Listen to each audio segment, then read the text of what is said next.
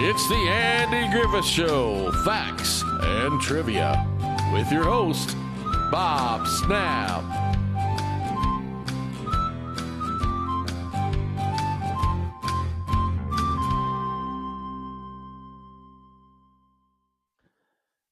Hi guys, welcome to the Andy Griffith Show, Facts and Trivia. Thank you for being here today.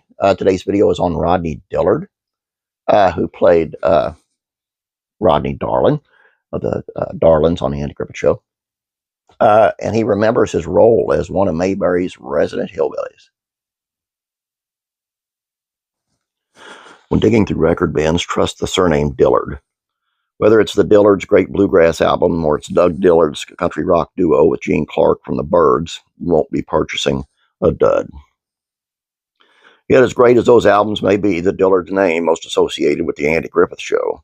That's because the original Dillard's lineup of banjo picker Doug, his guitar-playing brother Rodney, mandolinist Dean Webb, and double bassist Mitch Jane appeared in 6 episodes of the classic TV series as members of the Darlings. The 4 fictitious hillbillies appeared alongside their father Briscoe, played by future Dukes of Hazzard star Denver Pyle, and their sister Charlene, portrayed by another real-life family member, Maggie Peterson. Band member, that is. Nearly 54 years after his last appearance on one of TV's most beloved comedies, the only surviving Dillard to double as a Darling, Rodney Dillard, jumps at the chance to talk about his on-screen and behind-the-scenes experience with Griffith.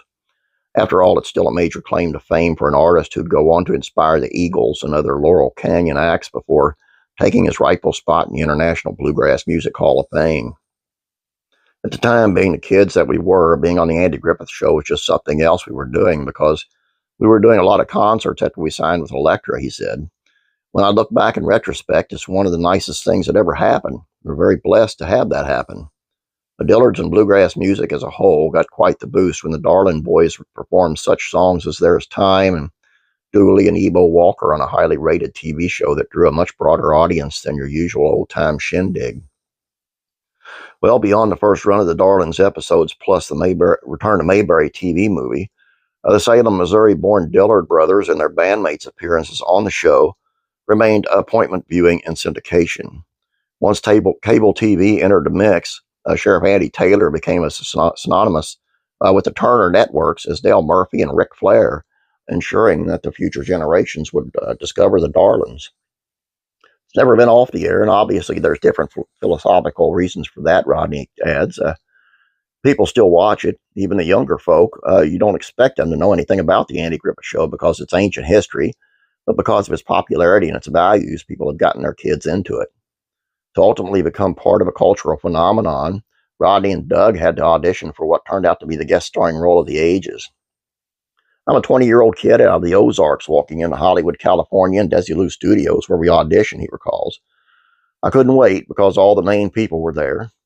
Here we're going in for the audition, and I'm seeing all the stars' names on all the different studios. It was impressive for me and a little nerve-wracking. Andy called us over to audition because he had a script called The Darlings Are Coming, he adds.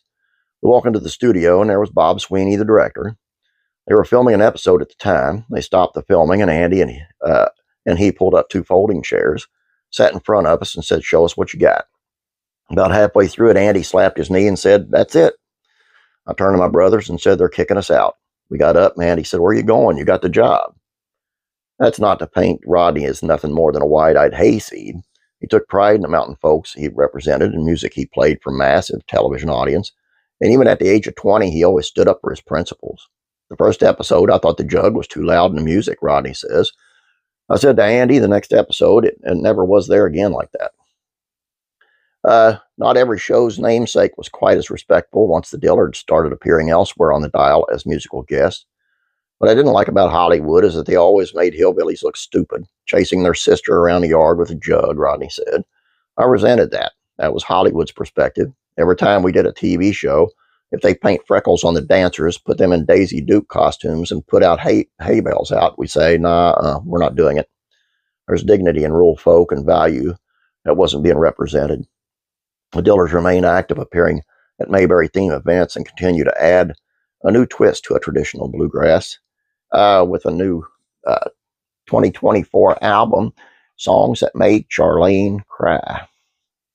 I'm not sure it's completely out yet. I know he's advertising it, and it's like songs off the Andy Griffith Show that never were done. It was just the titles to kind of make you laugh, like "Don't Hit Your Grandma with a Great Big Stick." Anyway, he's advertising those on there. I'm looking forward to getting mine. I already got my the book that they put out. I think it was last year. I got an autographed copy of that, and so I treasure that, man. I really do. All I got for you here, guys. Kind of got like an Andy Griffith thing going today. Over at Rural, some of them not, some of them so, but over at the Rural Comedies, Facts, and Trivia, I've got Dukes of Hazzard star John Schneider on his friendship with Denver Powell. Said we were thick as thieves. Of course, Denver Powell was Briscoe Darling, right? Classic TV Facts and Trivia kind of gets away from it. Don Wells and Russell Johnson of Gilligan's Island shared a mutual fondness. Classic rock country music facts and trivia. Country music star Brad Paisley was inspired by the Andy Griffith Show and even did a music video with Andy Griffith. And it's an amazing music video. And then we got classic rock and country music facts and trivia. It is on Alice Cooper, who was a real prodigal son. And it shares his testimony of coming back to Christianity. So that's really interesting. Real interesting. I'm serious. So, as always, the links will be in the description below. Just check them out and click on links to take you right to the videos, each video. Please subscribe while you're there. Do your Uncle Bob a favor and watch all the videos today. That would make me smile. Wait a minute. That would make me smile. You guys, please subscribe. Please like this video. You guys have a great day. God bless you, and I'm praying for you.